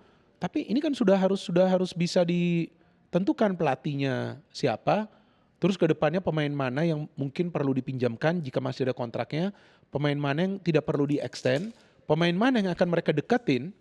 Mulai negosiasi untuk extend. Udah harus ini mulai bulan depan. Tapi ya apakah tetap Bojan? Nah Kita kan masih misteri juga. Tapi gue yakin gak akan perombakan besar-besaran. Kalaupun pelatih baru masuk, gue gak yakin pelatih baru itu akan mengambil resiko untuk melakukan perombakan besar-besaran. Karena core dari tim ini udah ada. Kiper, defense, dan tengah. Itu kan kekuatan Persib. Karena depan kan gak berapa produktif. Artinya depan yang perlu dirombak. Depan. Nah kalau depan ini kan kita bicara seperti yang awal kita bicara, striker itu kan memang gak harus cetak gol terus. Tapi striker kalau dapat kesempatan harus cetak gol. Jung sering dapat kesempatan gak gol, Ramon apalagi. Pernah di satu match dapat 6 golnya cuma 1. Ya bukan artinya harus cetak 6 gol. Konversi sebagai striker kalau dapat 6 peluang, ya 6 peluang yang bisa shooting ke gawang tim lawan atau menyundul, masa kalau cuma cetak gol 1 ada problem dong. Nah itu striker itu yang perlu. Kalau kita lihat di Super League kan striker yang predator itu ada nama Maxwell, David, CDB sama Peralta mungkin yang secara torehan golnya. Oke juga, Dalberto juga berarti ada 5 itu. Tapi yang rumor-rumornya yang banyak disuarakan Bobotoh kemarin bahkan di Pawai ada yang langsung ngomong ke Bojan sama Kang Adit minta CDB sama Peralta. Cocok nggak buat Persib, Bung? Kalau menurut gua dengan sistem yang berbeda ya belum tentu cocok juga kan.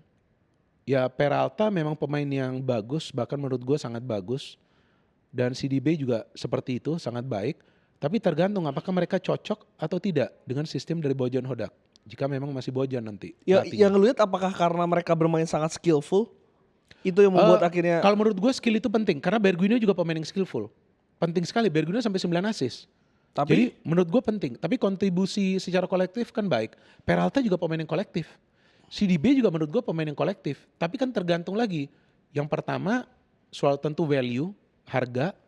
Ya kan, apakah sesuai dengan budget klub. Yang kedua adalah preferensi dari pelatih. Apakah, karena sekarang kan Persib fokusnya di Asia.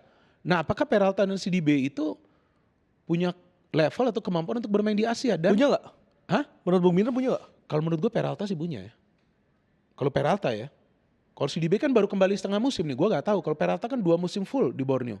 Kelihatan bos, dia luar biasa permainannya. Dan gol-gol dia yang menakjubkan kalau menurut gue. Timnya gak bisa cetak gol tuh lawan Bali, ketinggalan. Tiba-tiba dia dari luar cetak gol terus beda momentumnya kan. Ini pemain gila, ini pemain bagus. Momennya banyak tapi si Peralta. Kan, kalau pemikiran gue secara logis, ya masa Borneo FC gak mau mempertahankan Peralta, kan pasti nego juga mereka. Ya karena Borneo juga butuh untuk Asia juga. Iya itu. Kita jadi jangan berpikir Peralta ke Persib, ya pasti Borneo juga nego dong. Dengan Peralta, bagus begini Peralta kok. Terlepas nanti ada inilah saling negosiasi ya dengan 2 klub, ya itu beda hal lagi. Tergantung nanti pemain memilihnya kesepakatan yang mana, kan itu adalah profesionalitas lah dari pemain, itu adalah hak dia. Kalau Maxwell cocok nggak dengan sistemnya Persib? Maxwell, nah banyak yang mengatakan kepada gue, Maxwell nih pemainnya begini, pemainnya begitu. Justru menurut gue itulah salah satu kekuatan yang paling penting bagi Persija. Sama seperti Peralta, Maxwell tuh golnya aneh-aneh. Oke lah dia ada miss penalti, tapi apakah pemain-pemain besar juga miss penalti? Ada kan pemain-pemain besar miss penalti. Gue baru saja nonton cuplikan sebelumnya, baru beberapa hari lalu, adu penalti antara Chelsea lawan MU. Final Liga Champions tahun 2008 Glenn. Pada saat itu Cristiano Ronaldo yang masih muda, dalam adu penalti itu memang harus nendang penalti. Dia miss. Oke. Tapi akhirnya MU bisa menjadi juara karena ada pemain Chelsea, kalau nggak salah 2 yang miss. Ya artinya Cristiano Ronaldo yang saat itu juga adalah pemain penting bagi MU aja miss. Jadi kita jangan membandingkan Maxwell dengan performa dia dengan dia miss penalti. Tapi menurut gue Maxwell adalah pemain yang sangat krusial bagi Persija. Justru gue pikir Persija perlu pertahankan Maxwell sih. Karena Maxwell, Alano, dan Van Basten Souza, si Fabio itu pemain-pemain kunci dari Persija. Tapi kalau menanyakan Maxwell cocok gak di Persib? Ya memang kalau dari work rate kan kita gak melihat work rate dia untuk bertahan begitu baik ya di Persija ya. Tapi kan namanya kalau dia pindah klub kan dia harus ikutin sistemnya. Kalau dia pindah klub ya kan. Tapi kalau lu bicara soal Persib sekarang butuhnya apa? Ya Persib sekarang butuhnya pemain yang bisa mencetak gol. Predator gitu. Dan Maxwell kan sebetulnya bisa bermain sebagai striker, gak harus di sayap. Awalnya kan dia main striker, Maxwell ini. Jadi poinnya sebetulnya pada akhirnya gimana pemainnya bisa beradaptasi atau enggak? Karena Burguinho sebetulnya tadi skillful tapi dia bisa beradaptasi dengan skema Bojan. William Marcelino itu nggak bisa makanya dicoret. Maka itu dicoret kan. Jadi dan gue yakin lah Maxwell kalau pindah ke Persib ya mau nggak mau kan ke klub manapun ya dia harus ikutin dong. Mau ke klub luar negeri pun dia harus ikutin skema dari pelatih. Tapi gue ngeliat Maxwell ini pemain yang bagus. Jadi Kalau Persib bisa dapat ya mungkin juga itu bisa membantu mereka ya dalam urusan mencetak gol. Tinggal bagaimana dia mengikuti sistemnya Bojan. Jadi Persibnya butuh seorang Maxwell. Gue gak mengatakan butuh. Maksudnya pemain seperti Maxwell ya boleh juga di Persib gitu. Karena kan sekarang kalau ada yang menanyakan, Bung kritik dong Persib. Ya bukan soal kritik, tapi kita bicara soal kesulitan Persib. Apa sekarang kesulitan Persib? Defense sudah bagus, midfield bagus untuk creating chances. Striker ini kan yang perlu mencetak gol kan. Memang striker bisa juga membuka ruang, tapi alangkah baiknya kalau ada striker seperti sebelumnya ada David da Silva yang killer itu di dalam kotak penalti kan. Kalau ada itu, wah jadi ini tim Persib. Nah itu yang harus mereka cari sekarang antara Peralta atau Maxwell atau juga CDB. Tapi kalau gue sih ke Peralta atau Maxwell ya. Kalau gue nih ya. Tapi ya nanti pilihannya dari manajemen Persib ya. Kalau gue antara Maxwell, Peralta, seharusnya sih bagus ya. Karena mereka bisa mencetak gol-gol yang oke CDB juga bisa cetak gol-gol seperti itu. Tapi rasio golnya Maxwell dan Peralta tuh tinggi. Dan assist mereka juga ini bagus-bagus. Bung, ketika Persib back to back itu kan gak ada yang menyangka ya. Hat-trick pun juga kemarin Maklo katakan gak ada tim yang menyangka mereka bisa hat-trick. Kalau sampai 4 kali juara, mungkin gak sih Bung? Ya apa saja mungkin sih di sepak bola Glenn, apa saja mungkin. Karena gue masih ingat di pertengahan musim ini waktu kita ada podcast kan gue mengatakan bisa aja Persib hat-trick kan. Bisa aja. Kenapa enggak? Karena melihat performa tim yang progresnya baik. Lupa itu bulan apa tuh kita ada podcast. Bisa aja. Kemungkinannya terbuka. Tapi lagi-lagi kan fokus ke manajemen tuh kalau menurut gue ya kenapa harus ke liga lagi. Asia dong. Kita ingin klub kita bersaing dong di Asia. Tapi kan bukan berarti itu melepas apa yang di liga. Melepas enggak. Cuman yang gue inginkan ya klub-klub di Indonesia kayak sekarang Persib. Sebelumnya tersingkir di fase grup. Terus lolos sampai per-8 final. Ya kan? Kan pasti ada evaluasi dari kegagalan Raja Buri. Itu dipakai untuk lolos lebih jauh lagi. Sambil juga mempertahankan performa di domestik. Tapi kalau nanti di domestik mereka juara lagi, ya menurut gue bisa aja. Ya tentu perlu ada Bojan Hodak ya, menurut gue ya. Banyak yang mengatakan kepada gue dan gue juga sepakat. Ya Bojan ini Bung yang harus dipertahankan. Nah Bojan itu harus ada. Karena dia yang ngatur ini semua sistem, dia yang buat sistem. Dan dia pelatih yang bisa komunikasi secara baik dengan para pemain. Para pemain senior juga ada di dalam tim, ya kan, suka juga dengan dia. Dan dia kan adalah pelatih yang media friendly ya. Nah pelatih-pelatih media friendly itu menunjukkan bahwa ini pelatih yang mentalnya bukan baja lagi, tapi di atasnya baja ada gak sih apa-apa? Gak ada. Ya udah super baja lah, yang kualitas super lah. Karena dia gak khawatir kan ngobrol sama media, doorstop, ketawa, senyum. Dan gue bingungnya kenapa dia katakan dia laki terus. Orang bagus kok ini pelatih. Iya kan? Artinya kan dia gak sombong, gak arogan dia. Ya udah gue laki, gue ini. Masa sih ngomong laki terus sampai berapa remontada kan? Pasti ada dia formulanya yang tentu itu adalah rahasia dapurnya. Ya kan apa rahasianya tuh yang dia bisa dapat tuh selah, oh gue harus lakukan ini nih. Dan itu dapat terus. Ya bagus untuk Persib lah. Dengan begitu kan. Apa artinya ya, mungkin balik lagi ke yang diskusi kita di awal ya. Dengan support asisten dan juga tim kepelatihan yang kuat itu jadi akhirnya bisa sangat adaptif dalam permainan Bung. Ya dan jangan salah juga Glenn, kita kan nggak tahu. Mungkin ada juga dari manajemen kan yang juga membantu Bojan bagaimana caranya ini agar klub ini semua bisa terjaga sinerginya kan. Jadi gue sih selalu percaya ya bahwa di belakang tim yang kuat ada manajemen yang kuat juga.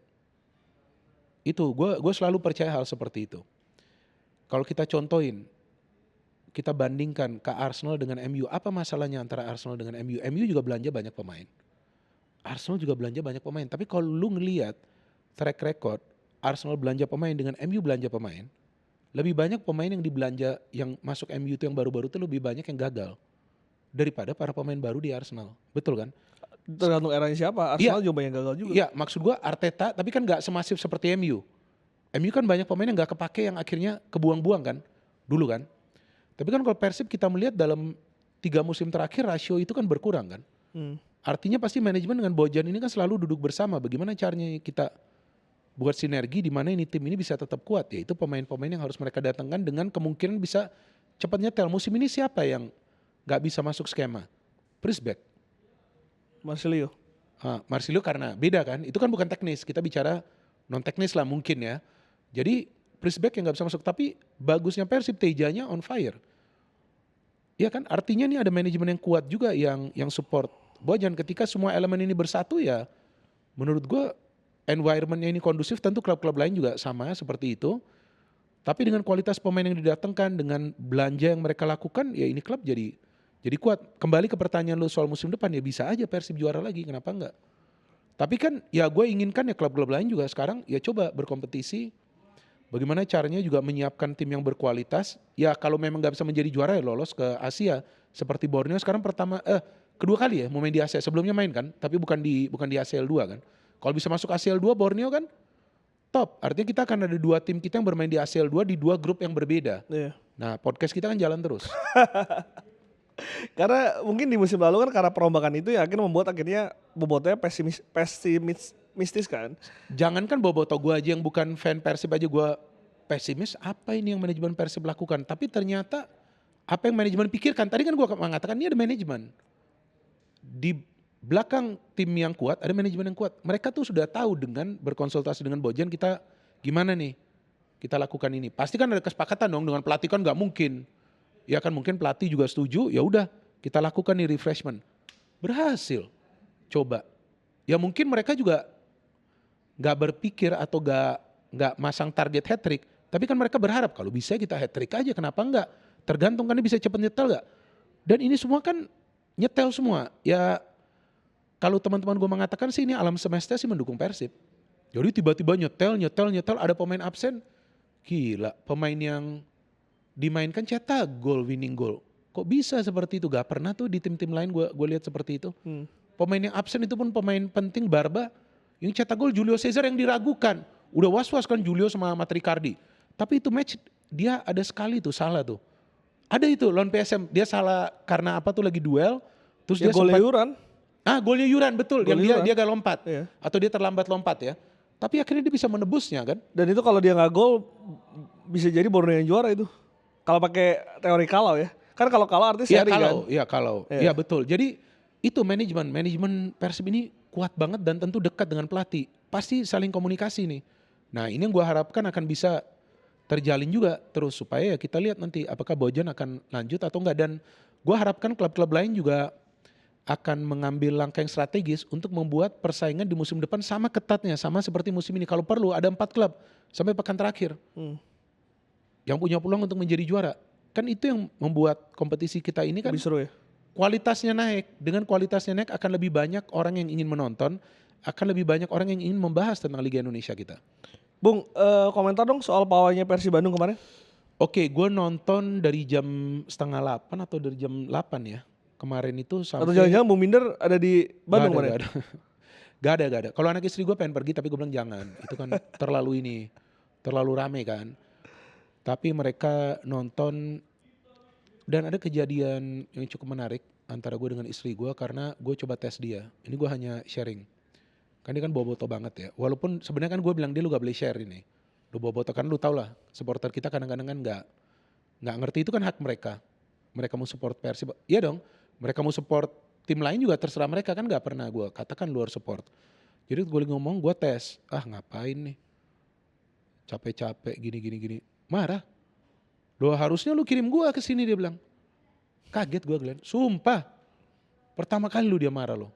Udah lah lu jangan ngomong-ngomong begini lah, lu gak tahu ini. Mereka lagi selebrasi lagi. Loh, gue bilang lu mana bisa kesana, bisa lah. Benar, gue gak bohong. Ada tuh orang yang di bawah nanti mau naik. Serius. Anak gue belum bangun, pas anak gue bangun kan gue tes lagi. Yang si Jas, gue bilang wah ngapain ya begini-begini. You gak tahu, dia bilang. Ya kan, you juga salah. Gue bilang salah apa? Tuh Arsenal juara masa lu gak ke London? Gue digituin. Lu harus pergi dong. Tim lu gini, lu lihat ini orang-orang di pinggir mereka datang. Ini kan mereka ini kan gak dibayar ya. Bener juga sih. Mereka datang, cuaca juga panas ya, berubah ya. Ada hujan juga kalau gak salah. Mereka datang kenapa? Karena mereka cinta tim ini. Nah, jadi gue bisa paham dengan anak istri gue ngomong gitu.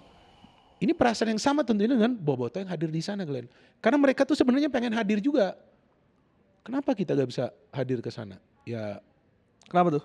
ya kalau menurut gue terlalu pack juga kan di sana. Ya gue kan harus ikut.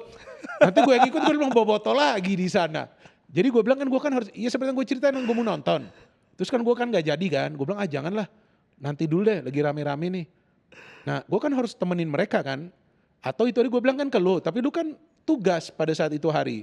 Jadi gue bilang gak bisa, gue bilang ya udah.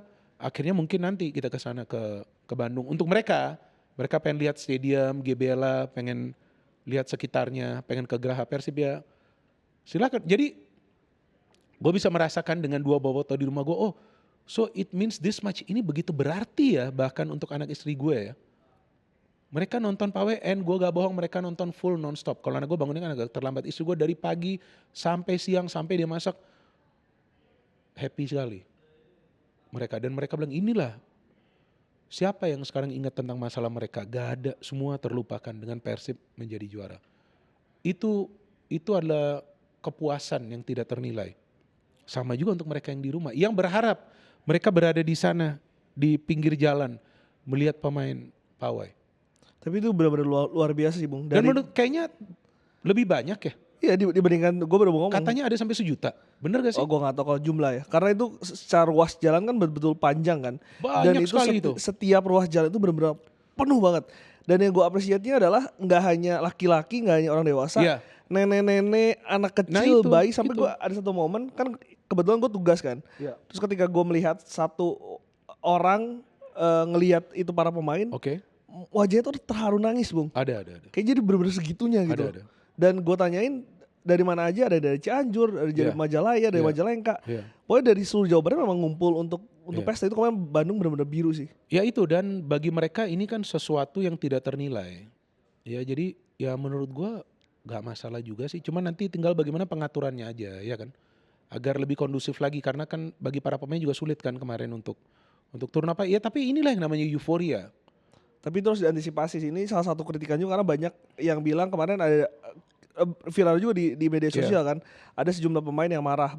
Si Barba kemarin marah, terus Putros HP-nya gak tahu dapat gak HP-nya. Nah itu teman-teman yang punya yang ketemu HP kalau Putros menurut istri gue katanya udah dibalikin, gak tahu bener gak tuh, katanya habis 9 jam atau 8 jam kebalik. Terus si Andrew lagi jalan, kacamatanya dirampas. Oh ini gue gak lihat. Oh dirampas. Itu yang lu bilang di awal, ada minoritas pendukung kita tuh yang gak dewasa. Mereka itu kan udah juara ya, maksudnya lu menghargai mereka yang mau bertemu kalian gitu. Dengan juga memberikan mereka freedom. Mereka mau berada di tengah kita ya, tapi kita juga kasih mereka keleluasaan. Biar ada mereka batasannya. Tenang. Ada batasannya juga. Harus begitu, tapi memang agak susah sih ya. Kalau kita ketemu pemain dari dekat, itu kan adrenalinnya kan tinggi karena biasa lihat mereka main dekat. Nah itu aja sih menurut gue. Dan pengaturannya seperti apa? Seperti kemarin gue lihat pemain sampai susah datang ke venue untuk angkat trofi. Nah itu juga kan harus dijaga kan. Bagaimana? Ya tapi namanya ini euforianya luar biasa. Sampai di mana-mana gue lihat ada replay dari pawai ini. Sampai kebetulan ada saudara gue datang ke rumah, dia datang siang makan siang, dia bilang apa ini? Gue bilang ini, dia pikir ada apa ini? Ada pesta apa ini kan? Ternyata gue bilang Persib juara, kaget dia. Oh timnas juara, gue bilang enggak, timnas kan gak main. Ini klub sebegini dahsyat, dia bilang di dalam ini. Iya gue bilang, baru tahu dia. Oh ini kok sebegini banyak ini orang yang datang ke Bandung. Gue bilang ya ini karena ya salah satu klub yang besar kan di Indonesia. Jadi ya animonya, apalagi ketika tripit, ini sudah pasti bertambah. Ada yang bilang ke gue 4 kali bertambah jumlahnya. Yang datang itu ke parade itu kan. Nah ini mungkin karena secara rute memang lebih panjang. Ya dan tinggal bagaimana hal ini ke depannya kalau memang terjadi, ya dijaga aja bagaimana pengaturannya biar para pemain juga kan di hari terakhir kan jangan merasa terganggu kan. Tapi mungkin gue rasa pemain seperti Tom Hey atau Eliano atau juga Berguinho atau juga si Levin Kurzawa atau pemain-pemain lain yang baru ini di Persib kayaknya belum pernah melihat seperti ini kayaknya. Tapi Kurzawa kayaknya enjoy banget kemarin. Ya enjoy lah. Jadi gue tuh kemarin live pagi kan, subuh di Indonesia sama di SCTV. Terus waktu gue lagi standby live, tiba-tiba ada motor, bonceng 3 Bung. Ah terus? Kurzawa. Masa? Kurzawa. Ngapain di sana sama warga? Dibonceng tengah. Jadi lu tau gak sih yang kayak warga-warga warlock bertiga boncengan gitu, itu Kurzawa. Gak tau kayak mau ke hotel deh. Soalnya gue di live sebelah hotel. Dibantuin untuk hotel. Iya. Wah luar biasa ya. Dan Kurzawa kan yang paling happy itu. Itu kelihatan happy banget. Tom Hai juga kayaknya kelihatan happy banget ya. Happy. Tom Hai, Eliano. Dan orang banyak yang mengatakan ngapain ini Kurzawa. Jangan lupa itu 1 assist dia. ke Berguinho. Wah, itu satu asis udahlah gak apa-apa. Mungkin menurut bagi Boboto udahlah gak apa-apa, yang penting lu main satu asis sudah keluar. Kan gitu kan. Yang penting itu asis tuh untuk menyamakan kedudukan itu. Langsung change the game kan. Iya. Langsung terus Beckham putra dan ada Malis ya yang cetak gol kan. Itu cuman sayangnya Kurzawa udah lama gak main. Itu pemain bagus itu Kurzawa Persib dapat, tapi banyak yang cerita orang lebih banyak yang kenal Persib sekarang karena ini. Di Eropa karena Kurzawa main di ini. Itu Ligue 1 kan si akunnya ngepost terus tiap. Karena ada Kurzawa. Gara-gara Kurzawa ya. Karena ada pemain mereka kan di sini kan ya. Ini yang gue inginkan nanti di klub-klub lain ya, kontrak pemain. Borneo udah lakukan pemain-pemain timnas tuh. Dari Burundi tuh Christophe, Anis. Nah ini kan bagus nih. Jadi quality player dicari tentu dengan harapan mereka bisa berkontribusi. Bung, durasi ini gue udah di teriak-teriakin produser suruh selesai nih Bung. Udah berapa? Udah lebih dari 75. Waduh, gue kira mau sampai 97. Yang golnya si Julio Cesar itu. Gak lah. Oke. Pertanyaan terakhir untuk musim depan. Oke. Gimana lu akan melihat persaingannya Bung? Apakah akan seketat ini? Dan juga mungkin siapa tim-tim yang bisa menjadi kuda hitam di musim depan? Oke, sebetulnya Glenn musim ini gue terkesan dan seperti yang gue beberapa kali mengatakan tentang permainan Persija. Seharusnya mereka itu bersaing juga sampai pekan terakhir. Cuman ya kita tahu kesulitan mereka untuk bisa kill the game, untuk bisa mendapatkan 3 poin di pertandingan-pertandingan yang sebetulnya mereka bermain jauh lebih baik daripada tim lawan.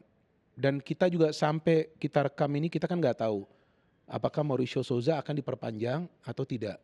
Itu nanti kita tunggu keputusan dari manajemen Persija. Tapi Persija musim ini kalau menurut gue adalah tim dengan permainan terbaik. Ini fair, itu sudah gue katakan beberapa kali. Tapi kan tim dengan permainan terbaik ini tidak ada trofi atau juga penghargaannya. Betul kan? Oke lah, ini bisa dijadikan sebagai patokan bahwa tim ini sudah bermain baik. Tinggal bagaimana caranya bisa menjadi juara. Ya seharusnya kan begitu, kalau sudah bermain baik, produktif, bagaimana bisa menjadi juara. Nah itu saja menurut gue yang evaluasi yang perlu dilakukan oleh manajemen. Dengan pelatih ini Mauricio Souza, apakah mau lanjut? Ya kalau lanjut, apa evaluasi yang harus dilakukan?